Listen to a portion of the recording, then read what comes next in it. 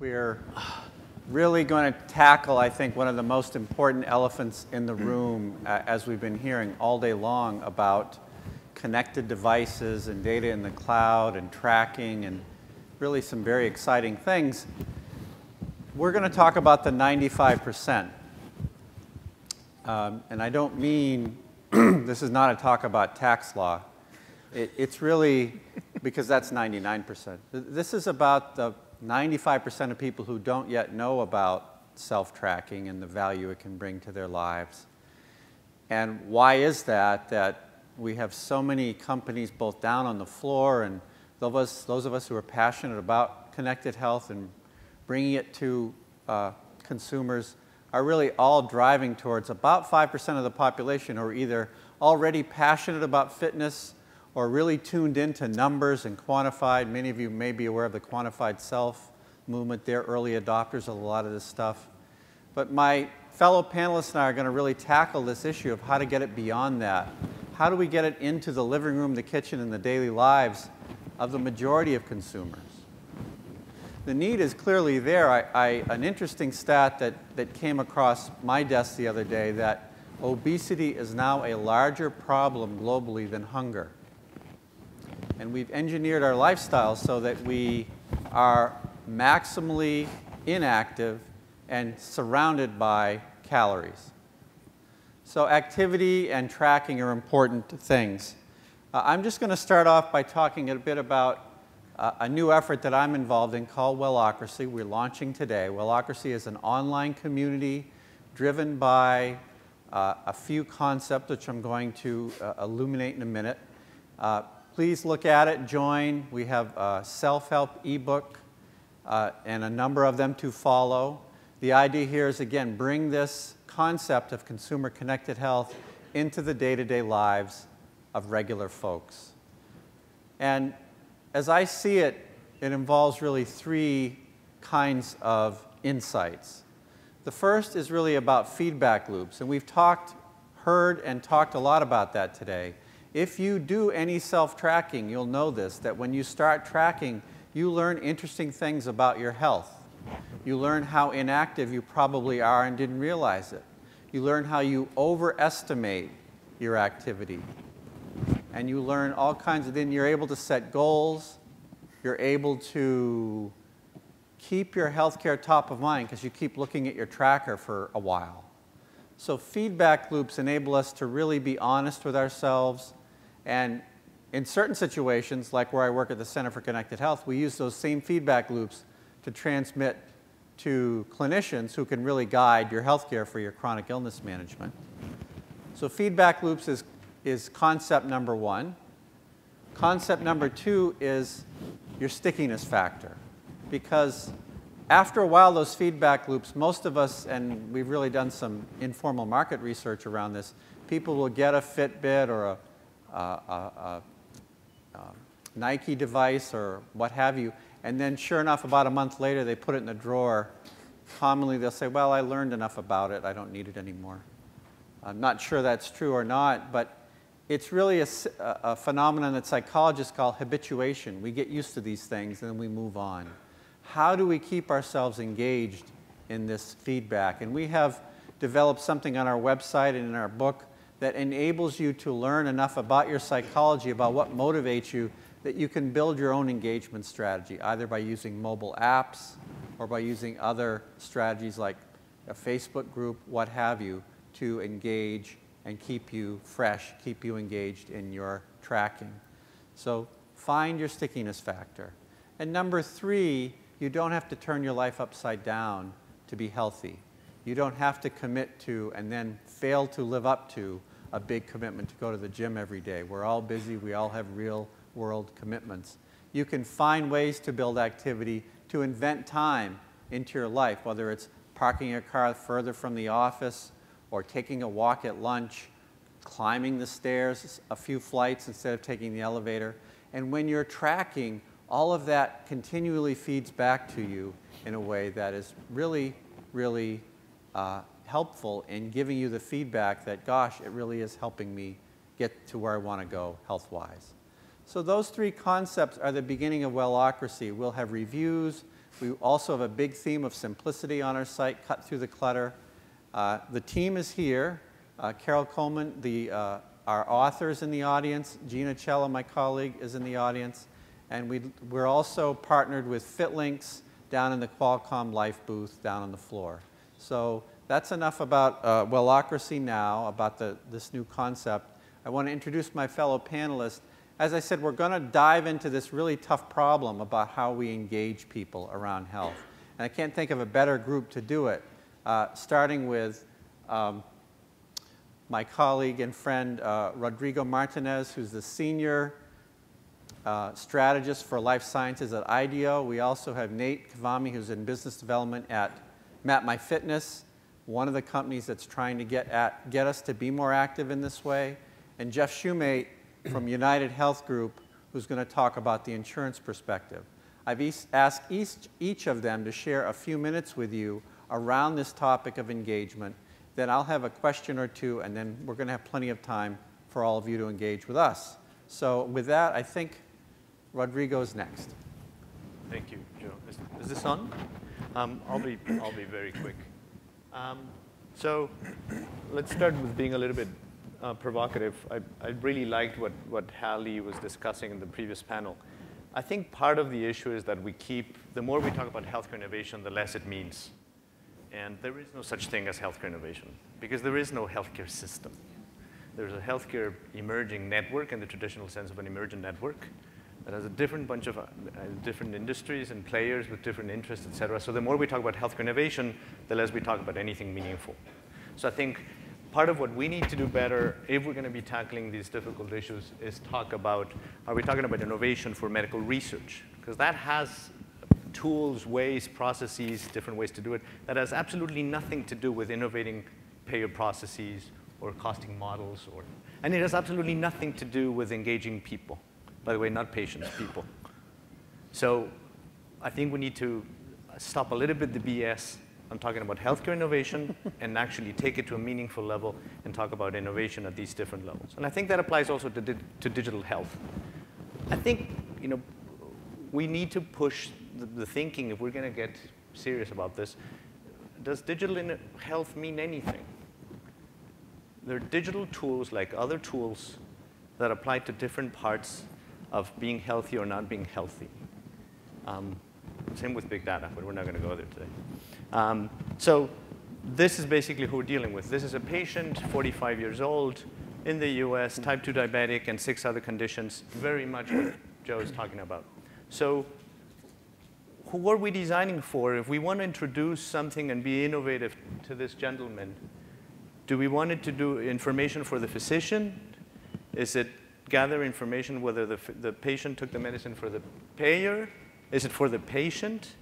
Does it have to be analog? Does it have to be digital? So this is the situation where when we say the rubber meets the road, it's right there next to his bed. It's not at the doctor's office. It's not at MGH. It's not at a big hospital. It's not in the office of United Healthcare. It's right next to his bed. So what is it that we're designing to help this individual day in and day out right there? The next one. So I think if we talk about digital health and we talk about all these different platforms and tools, then we need to really sort of take a step back and say, so what does digital have that analog doesn't? What is it that we're trying to do with digital that now is powerful and we're all excited about it and it carries our life? And of course, I'm trying to be a little bit provocative here, that analog doesn't have. And similarly, I think we need to, when we're designing a tool or a platform or an app or a device, we do need to ask the question, is this for convenience? For the patient, for the payer, for who is this? Or is this really about a platform for sharing? Is it all of the above? We yet have to see a product that works, that does 3 things really well in the digital health space, whatever that is. And we've all tried and designed and worked on all of them, from the Fitbit Plus to the new ones that are coming out here. Some of them do very well the hardware. Some of them do very well the software. Some of them do somehow well the sharing of the platform. Very few of them do 2 things well. None of them do all of them well. And maybe it is because we're trying to do, it has to do everything. Maybe we take a step back and say, this is just going to be a really good platform to complement analog in this moment of the patient's life, whatever that is. So this is a woman, type 2 diabetic. She gets home.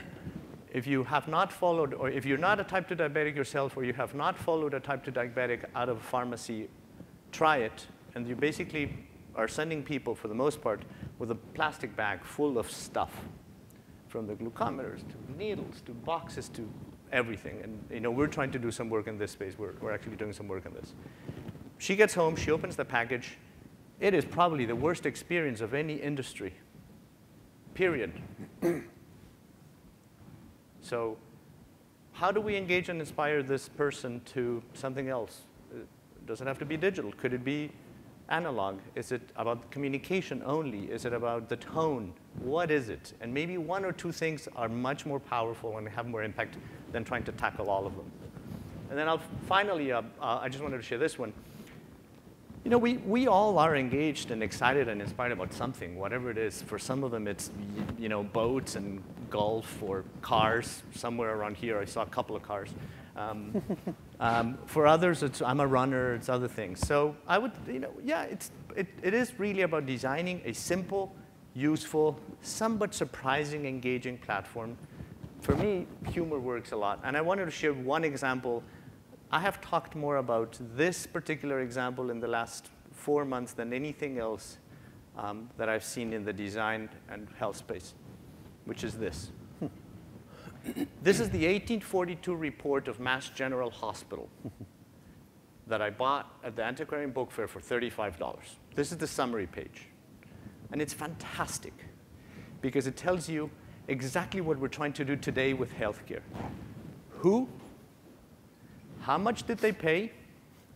What were the outcomes for all of them? Very clearly. They're well, much relieved, little relieved. It even has a little humor, if you like. 3 men eloped from the hospital, right? And look at the last line, which is, it gives you the result as 1 in 14 nearly. That is a language that means so much in health, better than if I tell you it's a 1.2669723%, which doesn't mean anything. And that's pretty much where we're taking the discussion in a lot of the things that happen in health. So I'll stop there. Yes, I am trying to be a little bit provocative, but I think we need to do that for ourselves and for the different players that we're trying to work with in this interesting mess. Thank you, Rodrigo. Dade, I think you're up. Excellent. Like everyone in here, I actually came for the conversation with my colleagues, so I'm going to be pretty quick with any comments that I have. For those who don't know, Mapmyride, we're about 7 years old now, so we're kind of a grandfather in some of the connected health and certainly in the fitness space. But I think one of the very common themes, and I'm not going to teach anyone here, was the trends. And there is a rising tide. There is a strong wind behind all of these things. It's shocking to me, Joe said earlier, that obesity is now a bigger epidemic than hunger. And everybody kind of nods their head like, yeah, of course. So nothing is shocking us. There's no surprise. There's no easy solution to a very simple problem. I mean, there's no question that the problem is quite simple, but it's not easy to solve. So we have these connected devices. We have platforms like Mapmyride. We have world thought leaders and tremendous amount of resources, whether it's design or insurance companies. CarePass at Aetna, United has a lot of things around the Optum space. I'm a reformed healthcare person. I was with Humana for 6 years in the Innovation Center, working to create partnership strategy to bring well-being into the lives of everyday individuals. But so the trends are there. Mapmyride, how we fit in is we really see ourselves as a tool, whether it's a tool to the individual, tool to partner organizations. We built out several platforms for Humana, a lot of large insurance carriers. We're working with some Fortune 10 companies to do wellness programs. So we really see ourselves as a set of tools and things that integrate not only with smartphone apps, websites, but really see this platform as a fit OS, if you will. So all the devices, there's going to be 48 million connected health devices shipped this year. It's just astounding that 5 years ago or 12 years ago when Joe founded the Center for Connected Health, would have never thought that. There's hundreds of companies here at CES that are all driving this trend. We want to be a platform that can be leveraged for that connectivity, that can be leveraged for our user base. We're crossing over 13 million users today. But also, you talk about whether it's the actual activity that people are doing. We talk about incentives. We talk about a lot of things that, how do people know what to do? I like to use the term, we have 20 to 25,000 new users every day joining our platform. Every one of them is joining for a different reason. How do you connect them with their goals? How do you articulate to them that what they're doing is actually beneficial? How do you give them the right design? How do you give them the right encouragement? How do you give them the right goals to hit? Because people just don't know. They're downloading hope. It's kind of like a New Year's resolution. Everybody's great about it for that first week. And then what do you do? Or you log nutrition for 21 days and you see, okay, these are the habits I need to change, and you stop logging nutrition. As it pertains to this segment, and certainly on Silver Summit, and as it pertains to the 50 plus, we're in a unique position. We have over 1 million users that are 50 and over. We actually have 1,000 users that have logged activity that are 95 or older. So I was surprised. We see a lot of interesting things, male and female. The female population in the last 2 years has grown significantly. On average, the male population does about 1/3 more activity. So they log maybe 1.3 workouts or walks or runs or things like that. But the interesting thing about that is that the male population actually does 3 times the amount of duration or distance than the female population. So we can see in our data significant trends and things. And the question is, how do we, as a provider and a solution to this audience, how do we provide a more tailored solution? It's almost like a Rubik's Cube. You see all of the solutions and devices and different training programs and different education. And as you integrate with the Humanas or the Aetnas and the people that can really provide a lot of momentum to this, what's the value you then give to that consumer? It's a real challenge, and one that I don't think anybody has the ideal solution, but we're sitting on today 65 million unique workouts and activities that people in our system have logged. How do we take that information? How do we tie it to claims data? How do we tie it to innovations around design? How do we say that we know in our data, 50 plus and over, they like pedometers? Why? Because we have that information. And then they like Nike, and they like the Garmin device. And obviously Fitbit and those devices are growing. So what's going to be the next device? And at the end of the day, consumers are going to choose. We can do all we want to on this side and provide them the solution, but they have to choose to do it. And we have to give them those choices in a way that fit that unique puzzle piece for their daily lives.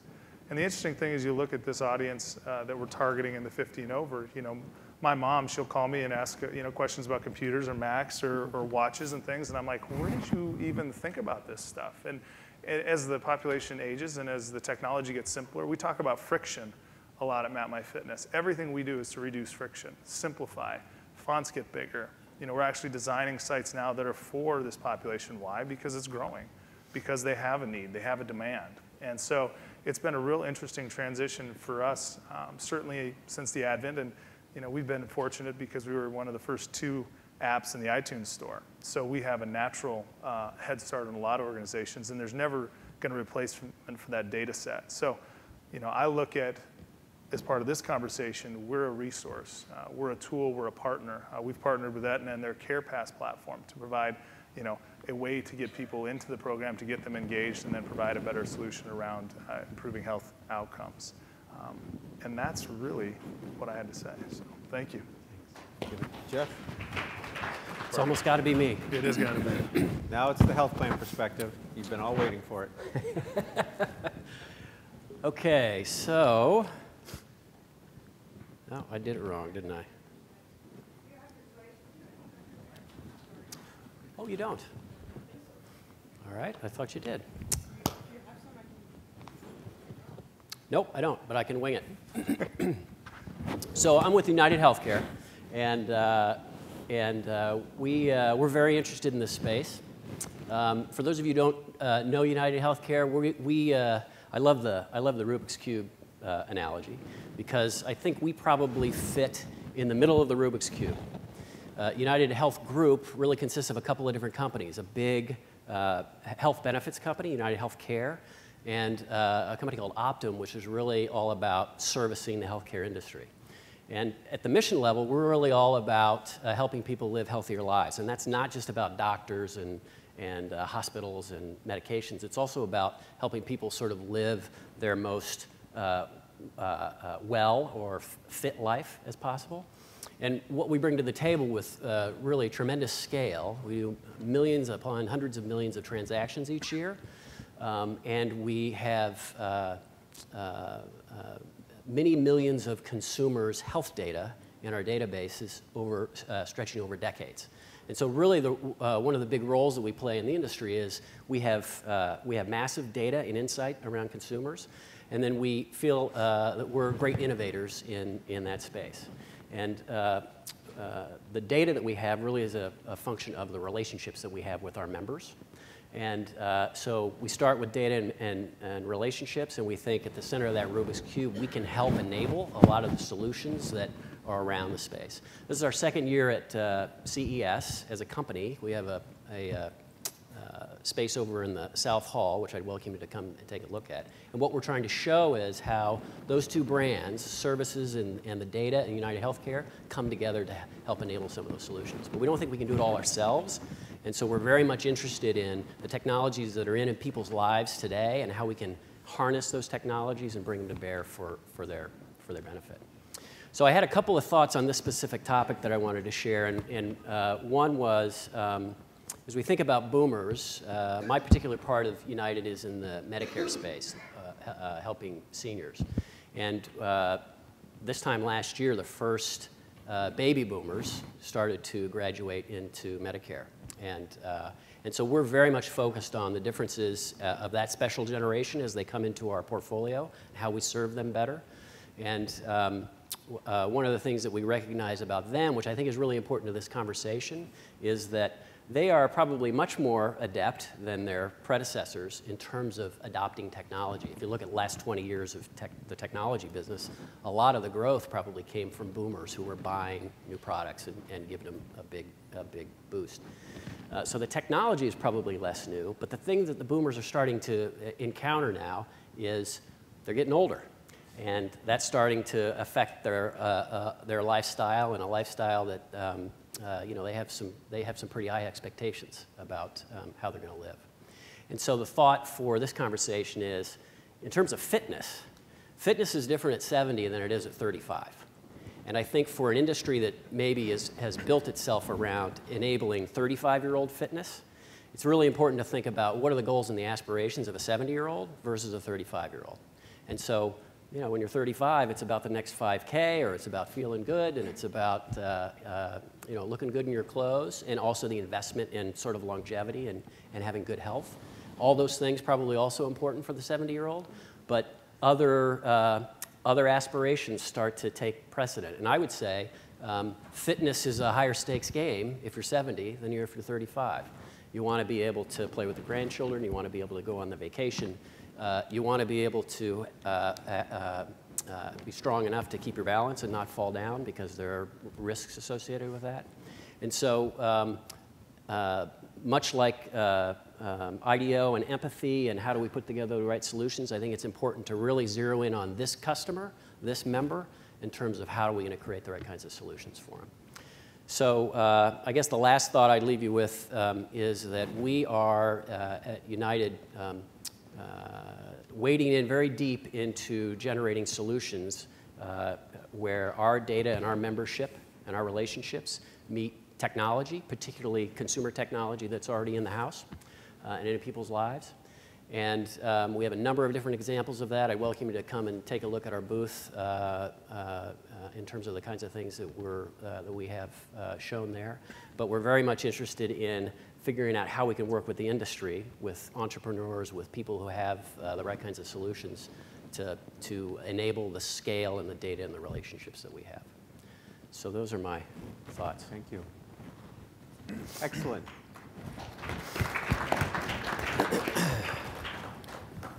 So Nate, I'm going to throw the first question to you.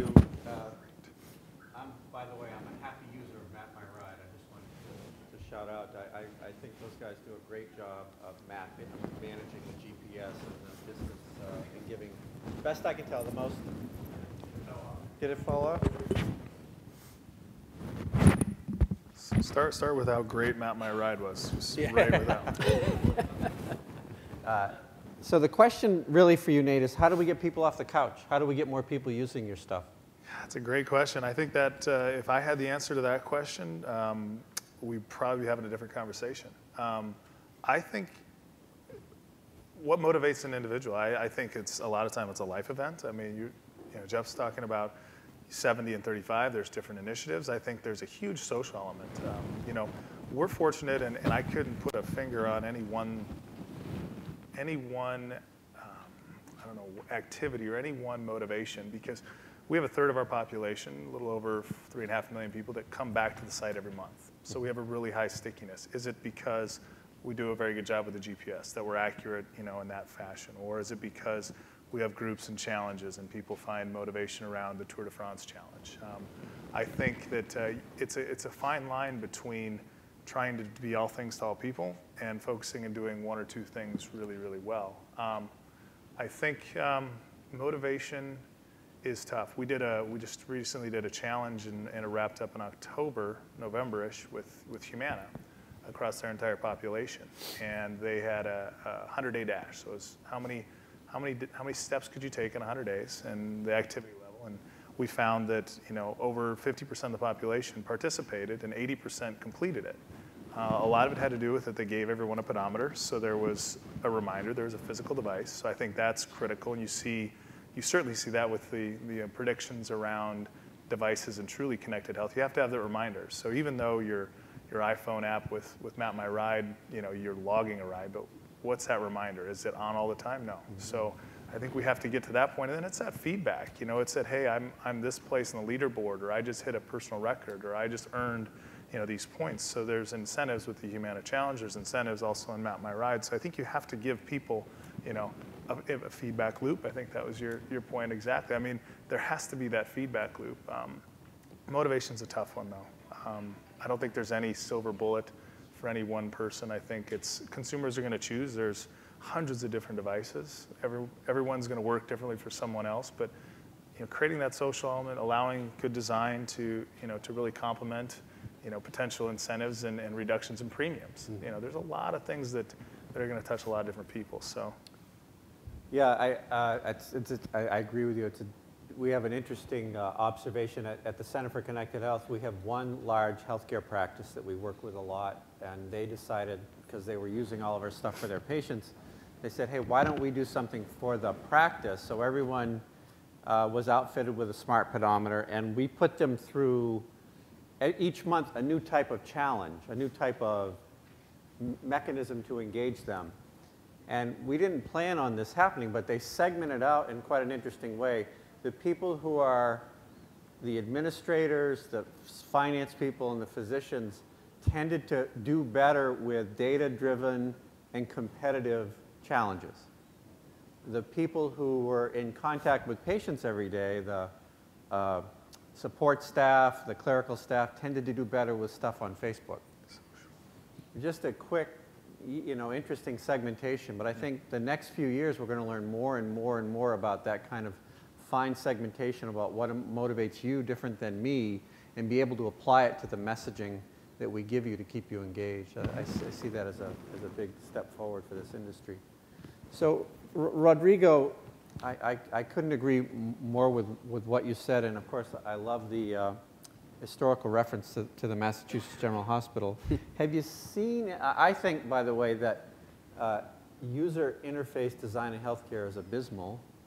Have you seen any good examples of people doing good things in design? And if not, why not? What's your thought about how we can break out of the abysmal state we're in? I mean, it's a tough one. Well, I don't ask easy questions. But so, you know, I think I'm sure, like there's certain things that I really like of a particular type of product. So there's certain things that Map does really well. I use Garmin when I run, and I use Garmin when I run. Charging the watch and the user interface is the 1970s. It's horrible. I used Nike Plus. There's some of it that is really good. You can't really make it any flexible to you. I've tried every device and every app that I can. Massive Health came up with a really nice, soft user interface that didn't have numbers, but it was more of just a sense of what is going on. So I think there are a bunch of examples out there of platforms, whether it's hardware, software, just an app, that do one or two things well, and maybe that's fine. And maybe they don't. Maybe some of them don't need to try to do then everything. Extend to 16 other things really well. Maybe there are others that sort of go wide and stay at this level and do one or two things well. I think something that I hope we see more of is an integrated sort of service design, right? I do want something for my Garmin and my map that then when I go to Whole Foods, if I want, gives me the option to give me 2 or 3 options for a new recipe that I haven't tried. I do want something when I'm reading in Runner's World, which is an awesome magazine, that somehow alerts me, connects me to something else. So I think there's something about an integrated service design option, not that that's the default, but that you can sort of buy into, if you like, that I think would be great. So I think, is somebody doing everything well again? I think we've reached a plateau. You know this space better from the inside out. I think we've reached a plateau of devices, platforms, and services where we have 5 or 6 that are really good. One example here, another example there, both in a platform and device. We have 20 of them that are okay, and 1,200 that are pretty crappy out there. And I think we've reached that plateau. I think hopefully there's some things on the works that will push us to the next level, both not just on having one thing well done, hardware, software, the sharing platform, et cetera, but an element of an integrated service design logic. Why are we putting it this way? Why are we allowing you to decide how to see this data? Why is there a drop-down menu here, not there? And sort of that logic. So, Jeff, you're the final word, not just because you represent a very large organization that pays for a lot of healthcare delivery. I guess my question, as I pondered this over the years, has been about why your industry hasn't adopted more of this approach sooner. Healthcare providers are used to taking care of sick people, better or worse, and I'm not so proud of this, but we tend not to focus on wellness as healthcare providers.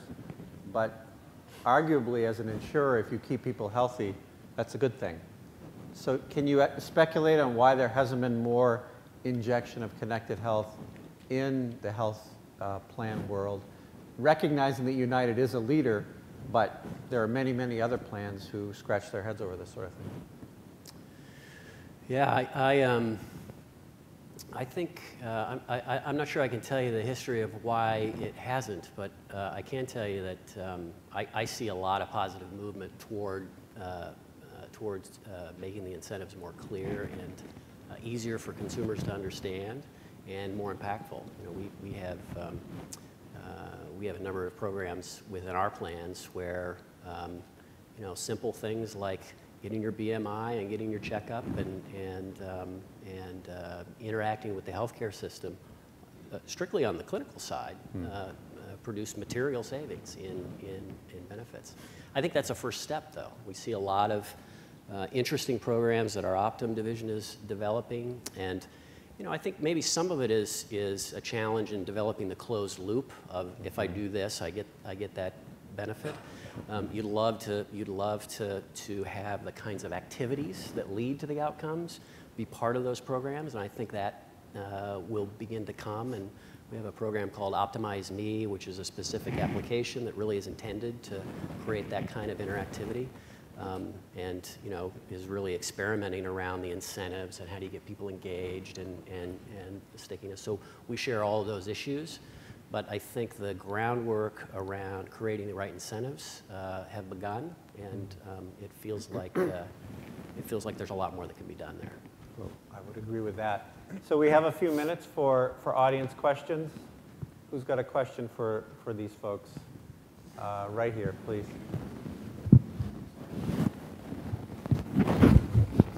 The biggest problem that many of us see is the metabolic syndrome. It's basically a conglomerate of poor nutrition, stress issues, and exercise issues or lack of exercise. So the people who are concentrating just on the exercise are not integrating it at all with the need to eliminate insulin intolerance and to go the whole step of changing lifestyle, which is the biggest problem that most of us in medicine see. So I'm just wondering if one couldn't just integrate it around this one issue of the metabolic syndrome or body inflammation, however you want to describe it. Sure. And its component parts. It's a great insight, and you're absolutely right. I think from my perspective, and I'd love to get these guys' thoughts on it, it's much harder to accurately track your caloric intake than to track your activity. It's almost infinitely harder with today's technologies. We look forward to an accurate caloric intake sensor. I think that would be a fascinating development. You have apps now like Food UK where you can take pictures of barcodes and they'll educate you about what you're buying, but that doesn't reflect what goes in your mouth. So I think that's part of the reason we're focused more on activity. If we could get everyone more active, that would be helpful.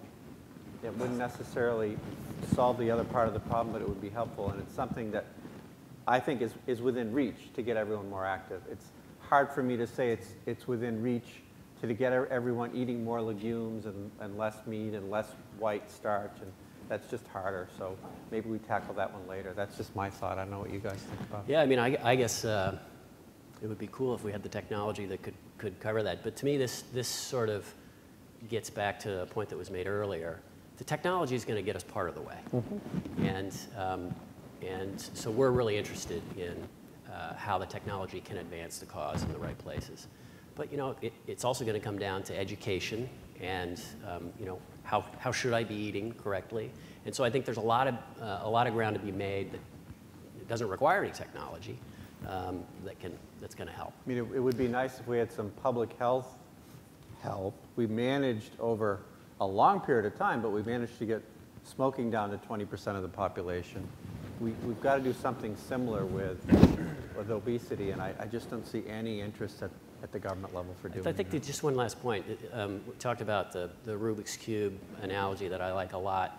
It's not just the technologies. I think it's other players in the industry. So it's retail, and it's other manufacturers, and it's other people in the constellation of solutions that I think, we haven't seen those yet fully, but I think those are going to produce some pretty interesting solutions. I think we're talking about behavior change. And first, to actually change behavior, you have to have a baseline for it. When you think about caloric intake, every individual is different. I can eat an apple and I'm burning X calories and my metabolic rate is different. So, you know, in order to have that baseline function, you can't really treat it. And so each individual is different and each incentive is an even bigger challenge. But as I think about like what we're trying to solve, it's like, why can't we get people to be more active? Why do they, you know, consume too much? Why are we not taking medications? It's like, I mean, are we thinking about it? It's like if we, 12 years ago, before Google or right when Google launched, if we all searched the same term, we'd get the same results. Today you go into your browser and everything is personalized. Every ad you're served, everything you see, every search item you put in is personalized. So we'll all get different search results based on you. And I was thinking about like, well, what's the next solution or what's the best user design? It's like, well, Beta lost the VHS. But if you don't have a Blu-ray 3D today, you're obsolete. So what's the problem we're really trying to solve? And so it's meeting people before they get there, understanding where they want to go, and in my terms, mapping out their path to what motivates them. Yeah. Mm-hmm. I mean, it's a very, very, you know, simple problem, but it's not easy, and it has multiple facets. One more question, or are we done? I've been quiet all day. I have one quick comment, though. One more. Not quiet, oh, you have but I a haven't comment. bothered any of the panels yet. But Yeah. there is almost an ecosystem or an economy going around cracking this incentive question, right? Whether it's Strive or Stick or Red Brick Health, all those sorts of folks are, and it seems there is no one size fits all. Is it a life event that motivates me? Is it a life event in my children that makes me worried about not being around for them? All those sorts of things. But it's just fancy and interesting that the one thing that doesn't ever seem to work is actually monetary incentives, like giving people gift cards to go into to buy stuff. So I can actually talk to that. So I wrote a paper We're taking recently. There's a spectrum of extrinsic to intrinsic motivation, and money and things like that are at the extrinsic end, which is external locus of control. Whereas things that are connected with your values, how you feel about yourself, are closer to the autonomous, the self-directed. And so it's much more, so if you can connect with, and the example that I always use is Rick Warren and the mega church that lost 250,000 pounds in a year. It was about creating new norms and new values for that church. So people saw in their community that it is now the norm to talk about food. It is now the norm to talk about health. And I talk about it in the context of, you know, being a temple to God or whatever, right? So it was really, it was just resetting those norms, and it was at the complete opposite end of the motivation spectrum. It was on the very close to intrinsic. It was still extrinsic, but it was very close to intrinsic. So, sorry, that was just a little side. We did make it to the last panel before we did make it to the last panel before we jumped in. We've been inactive for 45 minutes, so we have to get up and do something.